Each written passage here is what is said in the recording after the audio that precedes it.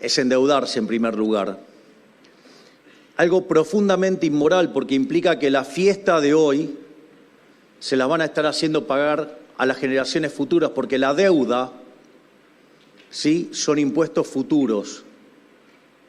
Y esos impuestos futuros van a recaer sobre nuestros hijos, sobre nuestros nietos y sobre personas que todavía aún no han nacido y no tienen posibilidad ni siquiera de defenderse con el voto. Por lo tanto, el endeudamiento es una política fuertemente inmoral, política a la que adhieren los socialistas de malos modales y los de buenos modales también, porque también, digamos, le han sido cómplices en votarles presupuesto con déficit. En ese sentido, la contracara es que cuando se acaba el financiamiento, Argentina entra en default. Argentina es el máximo defaulteador serial de la historia moderna. Obviamente que en algún momento, cuando ocurre eso, los políticos, en lugar de dejar de gastar y poner las cuentas en orden, recurren a la máquina de imprimir billetes.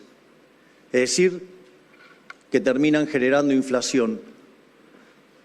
Más allá de la estafa que significa el Banco Central, más allá de la estafa que significa la emisión monetaria, el problema de descoordinación macroeconómica que genera es enorme. No solo por el impacto que tienen los precios, que generar distorsiones hace que se hagan menos inversiones y además en los lugares donde naturalmente quizás no se hicieran. Por lo tanto, eso genera un daño enorme. Pero además genera efectos redistributivos donde termina golpeando los sectores más vulnerables. Por lo tanto, digamos, además genera una sociedad que termina confrontada entre los que se pueden escapar del impuesto inflacionario y los que no. Situación que los políticos utilizan además para enfrentar a la sociedad en busca de un rédito político. Y por otra parte, bueno, ni que hablar de la historia inflacionaria argentina, ¿no? Previo a tener el Banco Central, porque les cuento que el Banco Central es de 1935, antes no había Banco Central.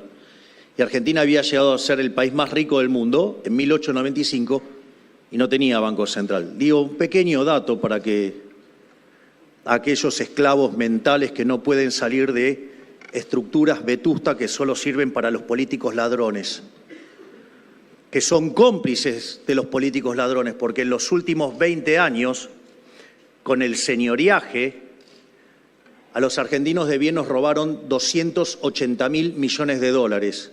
Y este gobierno que está ahora, Dios, si lo puede llamar gobierno o desgobierno, no sé, como ustedes quieran, está pasando los 90.000 millones de dólares. Y si los tomamos en términos anuales, los políticos vía el señoriaje nos roban 25.000 millones de dólares. Por lo tanto, yo quisiera saber, ustedes que son el sector privado, que son los que generan riqueza, ¿por qué admiten una estafa de 25.000 millones de dólares por año a manos de un conjunto de delincuentes? Porque para mí esos delincuentes deberían estar presos. Y cuando ya no queda más que hacer, entonces recurren a la suba de impuestos. Entonces, de hecho hoy Argentina tiene cerca de 170 impuestos. Y les paso un dato, hay 160 que recaudan menos de un punto del PBI, todos juntos. Se llaman kioscos. Y que cuando dicen que no se puede hacer, lo que están diciendo es que están defendiendo el kiosco de 160 delincuentes en contra de todos los argentinos de bien, en especial en contra de los que generan riqueza. Naturalmente, este modelo que solo sirve para la casta, donde la casta no solo son los políticos ladrones, sino que también se compone de los empresarios prebendarios, es decir, a aquellos que les gusta hacer negocios con el Estado para tener la vaca atada, También se compone de los sindicalistas que entregan a sus trabajadores en lugar de representar a los trabajadores. Y también se compone de los micrófonos ensobrados y de los profesionales que, aduciendo cierto nivel teórico y sofisticación, son operadores del poder. Llámese los economistas que defienden las atrocidades de los políticos, esos que dicen no se puede ajustar. ¿Y cómo eran las cuentas de Argentina en términos de tamaño del Estado antes de que llegaran el kirchnerismo? ¿O acaso cuando dicen que no se puede ajustar están avalando las aberraciones que hicieron los kirchneristas durante 16 años? Vamos, disimulen un poco que son kirchneristas de buenos modales y que les gusta el gasto público porque de ahí roban.